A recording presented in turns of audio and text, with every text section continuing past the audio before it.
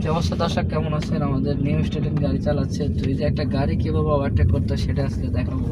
এই যে আপনাদের নতুন স্টুডেন্ট দেখছেন কি সুন্দর সাইড দিয়ে দিছে, এটা হচ্ছে আসলে মূলত সিস্টেম, একজন নতুন ড্রাইভার কিভাবে গাড়ি চালায়।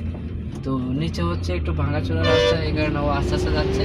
তো আমাদের এই পাশে কিন্তু কাভার ভ্যান কিন্তু আমাদেরকে কেটে চলে গেছে, আর আমাদের স্টুডেন্ট একটু আস্তে আস্তে গাড়ি চালাচ্ছে, কারণ হচ্ছে দেখছেন কি ধুলাবালি, সে কিন্তু টাইনা চলে গেছে, কিন্তু আমরা কিন্তু টাইনা যেতে পারবো না। ওটা হচ্ছে লোয়ার গাড়ি, আর আমাদের এটা কি প্লাস্টিক শৌখিন গাড়ি, আমরা ওর মতো টানতে পারি না। তো এটাই হচ্ছে আমাদের ড্রাইভারের একটা কি সাকিব দক্ষতা, রাইট। কারণ আমরা সবসময় ঠান্ডা মাথায় থাকতে হবে, আমরা যদি ঠান্ডা মাথায় না থাকি তাহলে ওনাদের মতো মাথা হলে তো হবে না। রাইট, আমাদের মাথা গরম করা যাবে না, আমাদেরকে কারণ আমাদের হাতে প্রায় একটা জীবন না, প্রায় 4টা থেকে 5টা জীবন থেকে প্লাস পয়েন্ট আমরা যে লাখ টাকার একটা মানুষের গাড়ি চালাচ্ছি সেটারও কিন্তু খুব চিন্তা করতে হয়। 22-25 লাখ টাকা আমরা কিন্তু মাসে ফাও কিন্তু 18 থেকে 20,000 টাকা বেতন পাই না। আমাদের মাথায় বহুত টেনশন করে একটা গাড়ি চালাতে হয়, একটা রাস্তায় গাড়ি চালানি এত সহজ না।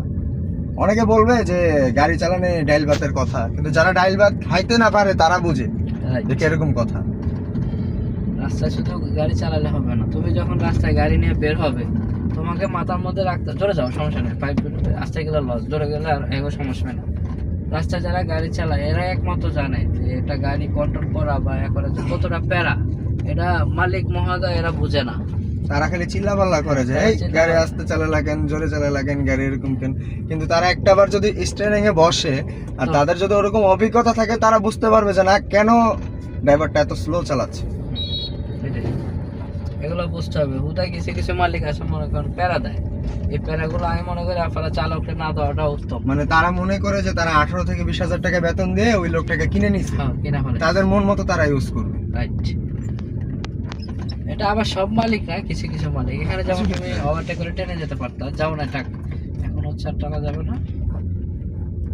তো আমরা আপনাদেরকে এগুলো বলার উদ্দেশ্য হচ্ছে আসলে একজন চালক যে কতটুকু চাকরি করতে যায়, কতটুকু হয়রানি হওয়া লাগে, বা অনেক মালিকদের অনেক পেদানি শুনতে হয়, এই জিনিসগুলো বলতেছি। এই যে রিক্সা টেসলার জন্য আমরা গাড়ি চালাতে কত কষ্ট হয়, এর মাঝে মনে করেন গাড়ি চালানো একটা ড্রাইভার, সে সকাল থেকে সে রাত পর্যন্ত ডিউটি করা তার জন্য খুব কষ্ট হয়ে যায়। তারপরে যদি 50 টাকা চায়, এই তোমার বেতন দিই না, এই গাড়িটা কিন্তু মালিকরা আমাদের, বুঝছেন? বেশি কিছু বলবো না, আমাদের স্টুডেন্ট এখন গাড়ি চালাচ্ছে আর আমরা ঘুমাবো। আল্লাহ হাফেজ।